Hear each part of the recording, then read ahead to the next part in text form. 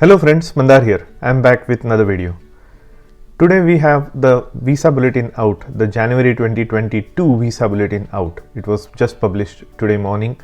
So let's look at what are the changes that we can see in the employment based section.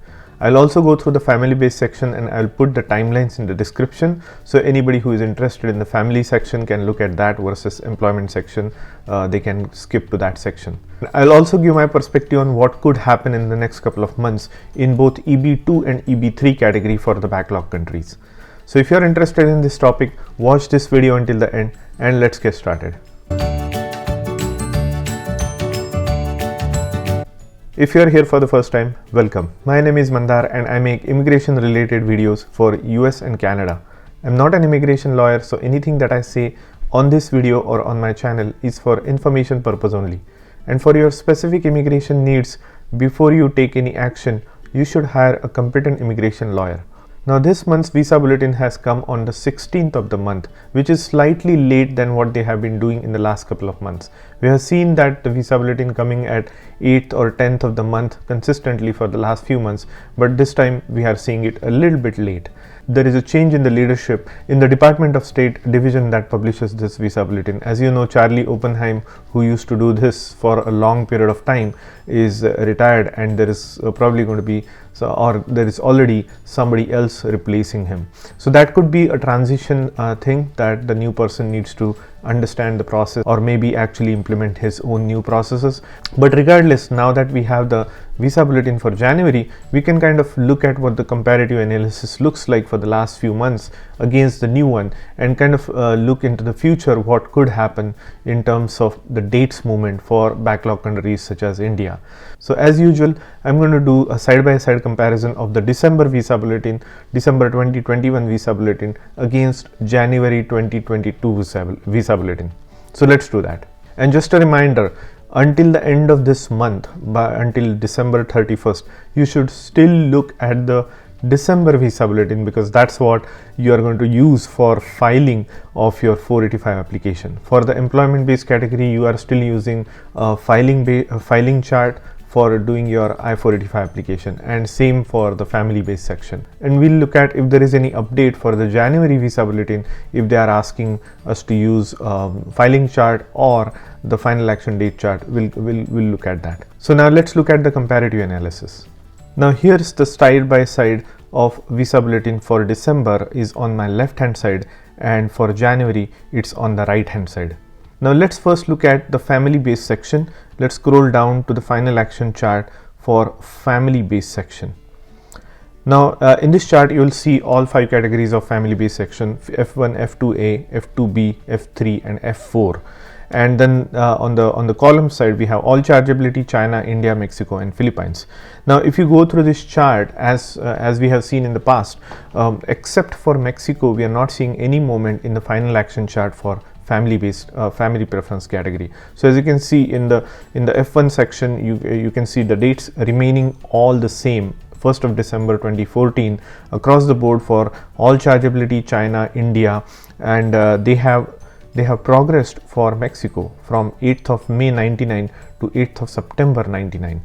Given that the Mexico is the longest backlog country among all of them in the family section, but now we are seeing some progress in the final action chart for Mexico. Similarly, F2A category remains current throughout. So basically what it means is there is no wait time for you to receive a visa number in this F2A category. Basically F2A category is spouses and children of permanent resident. So that category is current. F2B category also hasn't changed for all chargeability: China or India, but for Mexico it has changed by about 2 months, from 1st of July 2000 to 1st of September 2000, and it remains the same for Philippines. F2B category is also the same for all chargeability: China and India. It remains at 22nd September 2015, and for Mexico it has progressed from 1st of July 2000 to 1st of September 2000. For Philippines, it's again stuck at 22nd October 2011. F3 category is also the same story. China, all India, all chargeability and Philippines remain the same at the current date that was in the last visa bulletin. and Mexico has progressed by 2 months from 15th of July 97 to 15th of September 97. F4 category, all the dates remain the same for all chargeability, China, India and Philippines, but for Mexico they have progressed by just over a month from 15th of March 99 to 22nd of April 99. So as expected, for family base category, the processing seems to be very slow because, as you know, the consulates are still closed outside. Most of these family preference category visas are given out in the consulates, and very less are given out within the country, within the US. So as you know, still a pandemic has its grip on most of the parts of the world, and with this new Omicron virus, they still remain closed, and that's what we are seeing. The progression of dates is stuck because the processing is not resumed to its full capacity. Now let's look at the filing chart for family based category. Now for F1, again, all chargeability, China, India, Mexico, except Mexico, all the dates are the same. They are stuck at May 15th, 2016 for all chargeability, China and India, and at 22nd of April 2015 for Philippines. For Mexico, however, the dates have progressed by 3 months from 1st of December 2000 to 1st of February 2001. F2A category, in this is filing chart, you have the dates very recent and current. They have changed for across the board from 1st of September 2021 to 1st of October 2021. So if you are in the process of family immigration, you are, and as long as your dates are on or before this date, you can file for your 485 based on this chart of filing chart for family category. F2B also is the same across the board, hasn't changed except for Mexico. It has progressed by 2 months from 1st of January 2001 to 1st of March 2001. F3 and F4 category is the same story. We have all chargeability, China and India haven't changed at all. All the dates remain the same. Mexico, however, has progressed by about a month. For F3 from September 8th 2000 to October 8th 2000, and for F4 it has progressed for Mexico from 1st of August 99 to 22nd of August 99. So just a progression of 3 weeks. Regardless, the theme continues for family category. The dates are not progressing because they already have enough demand. They are not able to process their applications at the consulates, and the applications that are pending are just enough to cater for the existing visa numbers that are available. So no new demand needs to be created, so they are not progressing any dates in the filing dates chart. So unfortunately, this situation is expected to continue for the foreseeable future, at least for next couple of months. We'll see what the Department of State has to say in the next few months regarding the progression of the dates for family based category. Now with that said, let's move on to the employment based section.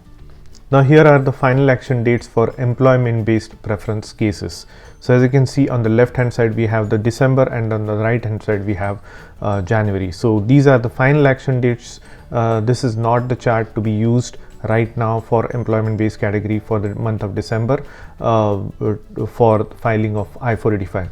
Even for employment based category for the month of December, they are still using filing dates chart for application for 485. So let's look at the EB1. EB1 stays current. It has been current for a long time now, for about a year, and it continues to stay current, and we don't expect anything to change in EB1 category. So if you are in EB1 category, basically there is no wait time for you to apply for 485. You can concurrently apply it along with your I-140 and get your green card process initiated that way. EB2 category, now here is the interesting part. China has progressed by 3 weeks from 1st of January 2019 to 22nd of January 2019. India has progressed by about 2.5 months. So if you can see, this month's date in final action date chart is May 1st of 2012. Now it's progressed to July 8th of 2012. So it's just over 2 months. So which is good news, which is what is expected for the foreseeable future, for the next few months, I would expect to see India progressing by a month and a half to 2 months, because remember, it has to catch up with the date from the filing chart within the span of 8 to 12 months. So given that it's a difference of 14 months, we are expecting to see just over about 1 to 2 months of progression for EB2 India in the final action date chart. So as expected, we have seen that progression this month as well. So let's look at the EB3 category. It remains the same for China, but for India, actually it remains the same for China. No date has changed, but for India also it has remained exactly the same. So the date is stuck at January 15th of 2012 in the final action date chart for EB3 India. So this is also expected. They have enough demand, and with the bulk of applications or applicants downgrading their petitions from EB2 to EB3 in the last several months leading up to October, we are seeing that is taken into effect. That has already taken into effect, and that's why we are seeing EB2 moving faster and EB3 now stuck. Now there will be a trend of upward migration as well in terms of upgrading the case from EB3 to EB2, and that might lead to some movement in EB3 in the upcoming month. That is one reason. The second reason I believe EB3 might move in the next few months is that not all the visa numbers will be utilized in the rest of the world category, ROW category for EB3, that those might become available for EB3 more. So the dates might move in the next couple of months, but that don't expect them to see moving anytime in the next 2 or 3 months. I'm expecting maybe spring or later in the spring we might see some movement, significant movement for EB3 India. So that is just my speculation. Those are two reasons. One is the upgrades might take effect into EB3. That way we'll see EB3 moving, and then the second reason is those rest of the world visa numbers might get available for EB3 as well. So let's see what happens. And at the same time, my speculation is EB2 will continue to move forward, and at some point in the next year or so, they might even change the dates again in the filing chart. Who knows? Because these numbers will reshuffle, EB3 to EB2 down upgrades and EB2 to EB3 downgrades. Those might create some changes in the availability of the visa numbers in those two categories, and we might see some changes in the speed at which these dates are moving for EB2 and EB3. Now one more thing to point out is nothing has changed in terms of laws. The laws are all the same, the numbers are the same. There is the Build Back Better Act that is in the Congress right now.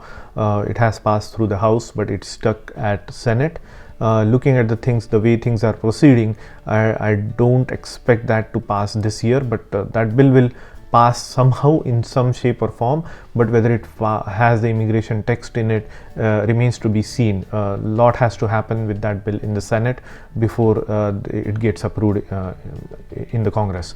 So we'll see what happens, and if those changes come into effect, if the immigration sections stay within the bill, and if they actually get passed, it will not take into effect until 1st of May. I think that was the date mentioned in the bill, 1st of May of 2022. So that will be the earliest when those changes might take effect, if this bill is passed. But until then, nothing changes. So don't expect any significant forward movement in EB3 for the next couple of months, but expect to see EB2 moving forward at a consistent pace. Now let's look at the filing date chart. Although this chart is not going to be relevant if they start accepting the final action chart for application for 485, but let's look at if anything has changed. I don't expect anything to be changed in this chart, and as usual, EB1 remains current. EB2 China is at 1st of April 2019. EB2 India is at 8th of July 2013. So none of these dates have changed for EB2. Same for EB3 as well. China is at 1st of April 2018, and India for EB3 remains at 22nd January 2012. So as you can see, there is only 3 weeks of difference between these two dates. 15th of January 2012 to 22nd of January 2012. So there is not a lot of movement to be had between these two dates for the rest of the year, for the next 8 months or so.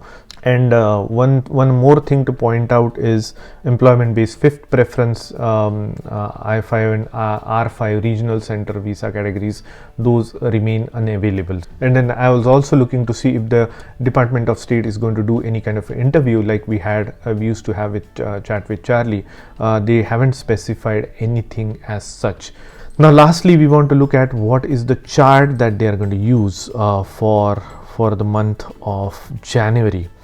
Now let's see, usually they have the current month, which is for December, but they haven't updated it yet. So even though you see the next month's adjustment of status filing chart, it actually says December. So they haven't updated it for January yet. Usually they do it by the end of the day on which the visa bulletin is published. But my speculation is starting January, for the January visa bulletin, they will start to use final action date chart. But don't quote me on that. We'll come back to it. We'll see what they update by the end of the day. And by the time I publish this video, if things have changed, I'll put it in the notes in this video. So I hope you got some meaningful content out of this video. If you have any questions regarding how to read the visa bulletin, I have made a special video on that. Or you can also put your comments or questions in the comment section below, or feel free to send me an email as well, and I'll try to respond. So if you like the content of this video, please hit the like button and consider subscribing to my channel, and I'll see you in the next one.